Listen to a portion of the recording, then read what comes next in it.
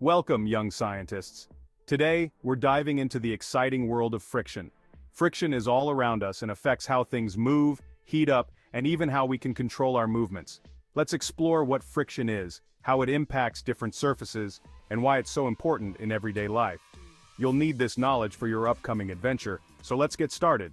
Friction is a force that happens when two surfaces rub against each other, and it always pushes in the opposite direction of an object's movement. Imagine trying to slide a book across a table. If the table is rough, the book slows down quickly. That's friction in action. Rough surfaces, like gravel, create more friction and make things harder to move. But smooth surfaces, like ice, create less friction, so objects slide more easily. Friction helps us stay stable too. For example, when we walk, friction between our shoes and the ground keeps us from slipping. Remember, friction always resists movement, so it can slow things down or stop them entirely. Now let's talk about the effects of friction. One interesting effect of friction is that it can produce heat. If you rub your hands together quickly, you'll feel them warm up. That's because friction is creating heat between your hands. This happens in many other places too. On a roller coaster, friction between the wheels and the track can create heat, which can cause parts to wear down over time.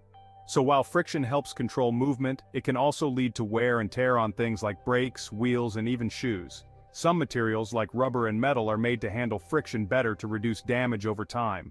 Sometimes we want more friction and other times we want less. Increasing friction can help us keep control, like adding tread to tires so a car doesn't slip on a rainy road. Rough surfaces like sandpaper or textured shoes increase friction by providing more grip. But what if we need to reduce friction? This is where lubricants like oil come in. Lubricants help make surfaces smoother so that objects can slide more easily, like in an engine or on a roller coaster track. By controlling friction, we can make things move faster or slower, depending on what we need.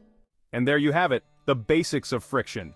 We've learned what friction is, how it affects heat and movement, and how we can increase or decrease it in different situations. You're now ready to take on the friction frenzy adventure.